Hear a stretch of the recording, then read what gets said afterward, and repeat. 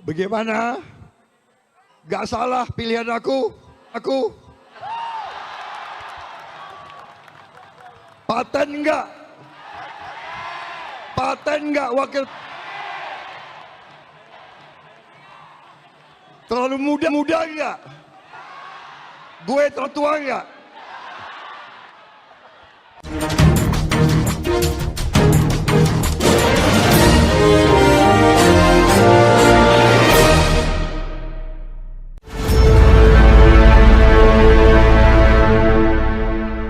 Halo, apa kabar Anda semua? Semoga selalu dalam keadaan sehat walafiat, tetap semangat. Ini Bung Rocky ini kelihatannya sedang traveling juga ini ya, Bung Rocky ya. Ya, saya lagi di Pekanbaru Hmm. untuk memastikan bahwa harus ada presiden baru yang bukan petugas presiden lama. Oke, mantap itu. Nah, cocok itu. Jadi ini kan ini untuk pertama kalinya akhirnya Gibran muncul di muka publik gitu ya, pidato sebagai calon wakil presiden secara resmi ini tadi pagi itu Bung Rocky, dan itu di arena Indonesian Arena di GBK itu bersama Pak Prabowo, dan orang begitu lihat dia pidato itu persis seperti gaya bapaknya, dan dia alat peraganya juga sama, kartu-kartu seperti bapaknya kemarin. Dia kali ini menunjukkan kartu apa Indonesia Stunting katanya gitu, dan ini kan problem serius gitu. Dan tadi video yang kita putar tadi bagaimana pujian Pak Prabowo terhadap Gibran, bagaimana paten tidak. Nah itu di konteksnya Pak Prabowo memuji Gibran dan katanya nggak salah pilih kan aku, kata Pak Prabowo begitu. Mungkin nggak salah pilih, nggak ada pilihan gitu kira-kira.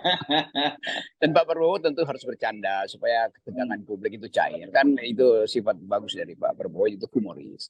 Ya. Walaupun dia tahu bahwa ada yang kurang fit and proper dengan keinginan rakyat umumnya. Tapi itu udah terjadi. Nah, kita tunggu aja bahwa selanjutnya tentu harus ada pembagian tugas antara Prabowo dan Gibran menghadapi isu-isu yang akan diajukan oleh publik, terutama pers lokal atau pers internasional bahkan. Jadi di situ ujian pertama. Tapi saya kira memang ya bukan salah Gibran. Gibran kan memang juga dikader tentu secara diam-diam oleh Jokowi. Jadi kalau ada penolakan pada Gibran, ya salahkan Jokowi yang ajukan Gibran, atau salahkan mereka yang terima. Kan Gibran itu cuma alat diajukan oleh bapaknya untuk diterima oleh koalisi. Jadi yang salah adalah yang mengajukan atau yang menerima ajuan itu. Atau dua-duanya. Atau dua-duanya. Ya pasti dua-duanya lah kalau digabung-gabung tuh. Ya. Oke, jadi ini Bung Rocky, ini menarik karena orang kemudian melihat, oh ini adalah wajah baru dari 3 periode Jokowi gitu, karena ya orang melihat ini kok persis bapaknya, cuman ini KW saja begitulah. Ya, orang mentertawakan Gibran, tapi saya justru mentertawakan mereka yang duduk di podium itu dan harus menyaksikan kualitas pertama dari Gibran. Dan itu mungkin yang akan jadi catatan bahwa misalnya apa wajah Yusril Izzah Mahendra melihat Gibran, wajah Erlangga, apakah itu semacam penerimaan yang harus diaudit atau diedit paling enggak wajahnya. Tapi kan itu suasana massa publik dan nggak mungkin orang menunjukkan hal yang tidak going native. Going native artinya terlibat dengan suasana. Kalau Pak Prabowo udah bercanda, ya pasti semua orang mesti ikut bercanda kan. Lagi ketua-ketua partai koalisi harus memperlihatkan wajah yang dipoles oleh penderitaan. Ya. Ya ini memang kalau lihat makanya Pak Prabowo sengaja nanya tadi, apa salah pilih nggak aku, katanya terlalu muda nggak gitu. Karena begitu lihat secara visual saja dua wajah dua orang ini berjejer begitu, karena kebetulan pakai sama-sama baju biru muda begitu ya. Ini memang kelihatan kalau secara visual kita nyebutnya jumping begitu, kalau teman-teman di televisi lihatnya begitu. Ya mudah-mudahan jarak usia itu tidak terlalu problem sebetulnya. Tapi ini kan soal kimia, soal psikologi dari dua orang yang akan kerjasama selama 5 tahun. Kita bisa membayangkan bagaimana Pak Prabowo mungkin mulai mempelajari watak Gibran atau Gibran mempelajari watak Prabowo. Tetapi saling belajar itu kan juga ditonton publik. Jadi publik akan menunggu kira-kira apa yang aneh di antara mereka ya. Atau apakah keanehan itu bisa diatasi dengan satu isu misalnya, isu bersama itu. Tapi yang jelas kita mulai harus membiasakan untuk menerima keanehan itu kan. Karena bagaimana itu jadi faktor politik. Tentu secara normatif banyak orang yang menganggap ya kenapa itu dipaksakan. Lalu orang bikin analisis, oh ya karena ada perjanjian-perjanjian di bawah tangan tuh di antara mereka sendiri tuh. Tetapi buat semacam pelajaran sejarah akan nilai bahwa Indonesia ada semacam kelucuan atau keanehan atau mungkin keajaiban dibandingkan dengan pasangan-pasangan calon presiden sebelumnya tuh.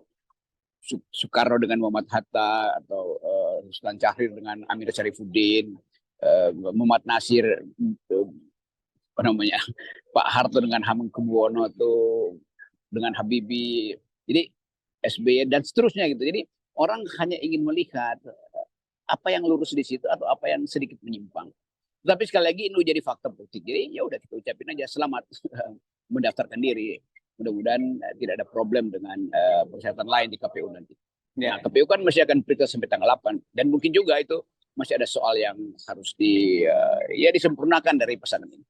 Ya, tapi memang kalau kita lihat secara visual kelihatannya ini Pak Prabowo ini akan harus menjadi lebih banyak sabar, gitu, lebih ngemong, begitu ya. Tapi di satu sisi Gibran harus mengejar ketinggalan, apa ya, harus ya lari kencang gitu karena ya bukan hanya kencang, sekencang-kencangnya kalau untuk mengejar Pak Prabowo itu gitu. Ya supaya kencang dia mesti betul-betul ban serep yang nempel di mobil, gitu kan. Tapi jangan sampai Pak Prabowo lupa ban serep itu diturunin di garasi sehingga nggak diangkut-angkut di mobil kan. Ya, oke. Nah, jadi penting bagi kita untuk mulai melihat bahwa bagaimanapun itu adalah figur bangsa nanti. Kalau menang itu kan, tetap kita mesti bayangkan problem yang ada di depan itu soal daya tahan fisik, soal daya tahan intelektual, soal daya tahan psikologis. Karena ini dua kimia yang kira-kira dikawinkan tanpa melalui proses pematangan gitu kan. Kan biasanya kimia itu dikawinkan dengan ada faktor ketiga, yaitu apa namanya, faktor yang mempercepat reaksi. Ini kira-kira nggak ada karena reaksinya dipaksakan melalui keputusan Mahkamah Konstitusi yang juga saya anggap Pak Prabowo berhitung ulang atau membayangkan ulang bahwa wakil presidennya ada seseorang yang pasti akan sebut aja secara keadaan hari ini diolok-olok oleh publik karena meme tentang Gibran dan Kaisang dan keluarganya kan udah beredar kemana-mana. Bahkan bagi orang yang menganggap ini kayaknya berlebihan itu, tapi itu nggak akan berhenti itu. Apalagi kalau meme itu nanti ditempelkan bersamaan dengan semacam sinisme pada Gerindra, itu juga jadi problem psikologi baru nanti ketika mereka berdua memimpin Republik ini, seandainya itu terjadi. Ya.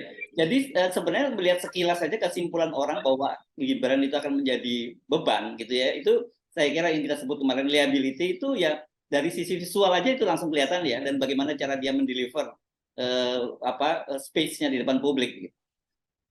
Saya kira Prabowo juga udah terlatih untuk menerima fakta itu. Mungkin bagi Gerindra udahlah itu gampang lah, tampung semua nanti belakangan dibersihkan, kira-kira begitu. Tetapi udah keburu jadi apa namanya, kayak mati ketawa acara Indonesia gitu. Kalau ada mati ketawa acara Rusia tuh. Dan ini akan jadi pembicaraan juga di tingkat dunia kalau ada kesempatan saling wakil-mewakili untuk tingkatan konferensi internasional. Kalau presiden nggak bisa datang harus wakil presiden, lalu tim ahlinya mesti siap siaga, lalu macam-macam gitu. Jadi tetap orang masih ingat ketika peristiwa ini berlangsung di suatu negeri yang katanya banyak kader pemimpin, tapi akhirnya harus ada yang dikawin paksakan. Ya.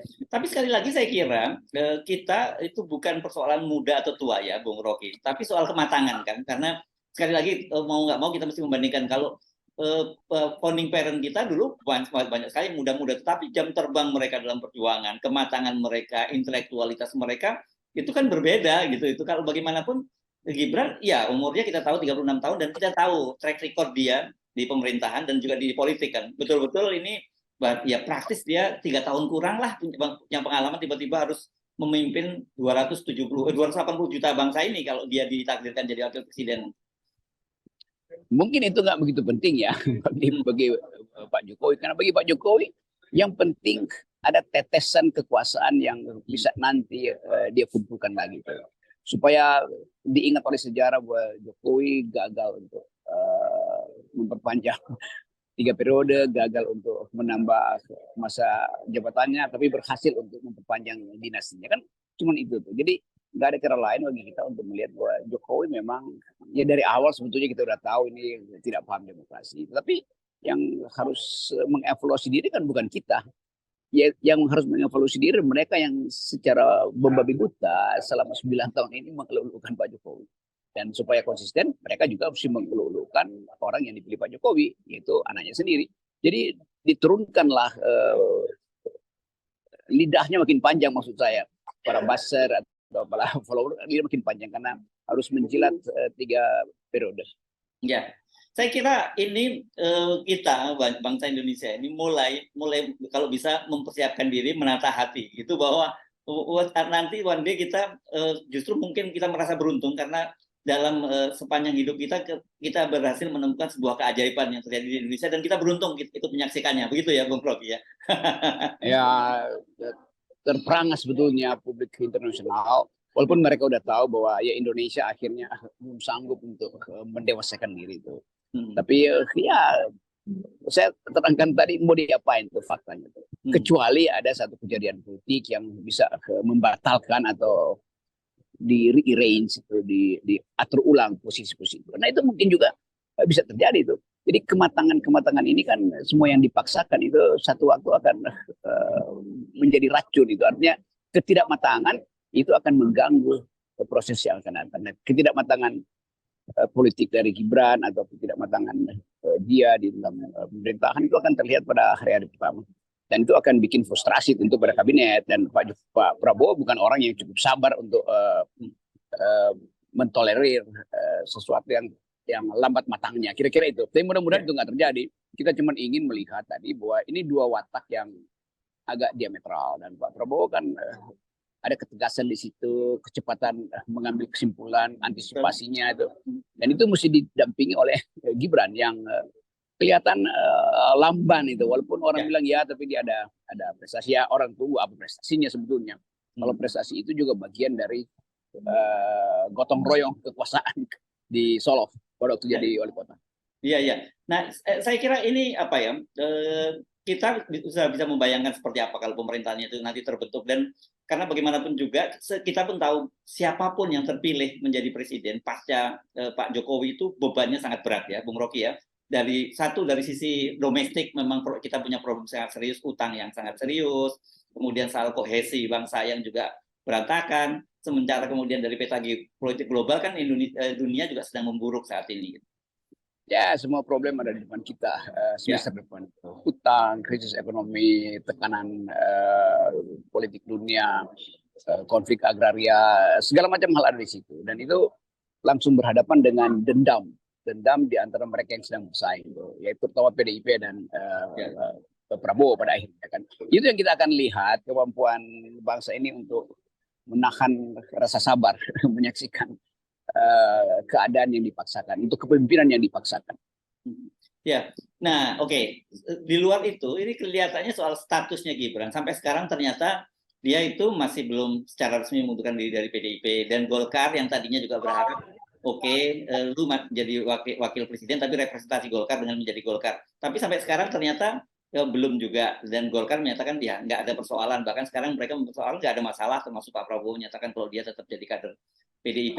Ini menarik ya, kelihatannya strategi PDIP yang seperti kita singgung tadi pagi, dia tidak mau frontal, tapi diam-diam dia juga menyandera Gibran. Gitu. Ya itu nggak etis juga tuh buat saya sebetulnya. Ya PDIP lepas dong, itu hal yang orang anggap bahwa ya Anda juga sebetulnya mau mengintai remah-remah dari Jokowi kalau begitu kan. Jadi sebetulnya kalau mengerjain Gibran gampang, justru dia pecat aja kan, jadi batinnya lega gitu kan. Juga demikian juga Golkar. Jadi juga jangan ditimbulkan kesan bahwa Gibran masih jadi permainan PDIP. Itu tidak menyempurnakan pikiran Prabowo, dan Prabowo justru bisa berubah pikiran nantinya satu waktu. Karena menganggap bahwa dia sebetulnya belum selesai dengan, atau Gibran belum selesai dengan problem internalnya. Itu kan juga secara psikologis ada kecurigaan apakah benar Gibran diwakafkan pada Prabowo, atau sebetulnya Prabowo lagi diinteli oleh PDIP melalui Gibran. Kan itu jadi soal besar nanti itu. Yes, oke. Jadi saya kira ini mari kalau saya bilang kita sendiri yang mungkin rakyat mesti boleh bersabar melihat manuver dari para politisi itu dengan manuver yang nggak masuk akal gitu sekarang ini. Dan kita akan menunggu sampai di mana sih ini semua akan berujung di mana, akan berakhir di mana begitu ya. Saya membayangkan manuver ini menimbulkan banyak joke gitu. Mungkin setelah mereka bubar itu saling bikin joke, saling kirim-kiriman joke lewat WhatsApp. Ini maksudnya di antara kalangan koalisi sendiri kan. Ya. Kan antara menahan malu dan merasa kagum itu kita nggak bisa bedain lagi kan. Nah, lama-lama sebetulnya karena udah dibiasakan maka orang anggap udah itu anggap aja biasa. Maka semua akan tepuk tangan kagum itu. Ini kan semacam orkestrasi yang pada satu waktu dibiasakan juga itu. Jadi nggak terlalu lama nanti kita akan lihat bahwa pasangan Prabowo Gibran ini akan dianggap sebagai hal yang normal gitu, yang oleh pemain-pemain politik menganggap ya memang itu yang mesti kita alami sebelum kita berpikir bahwa Indonesia bisa tumbuh secara berbentuk. Ya, dan sambil kita terus menyimpan harapan seperti kita katakan ini growing pain. Mudah-mudahan seperti itu ya, Bung Rocky ya. Oke. Ya, baik. Makasih Bung Rocky, 0%. Ya. Salam Noven. Sip.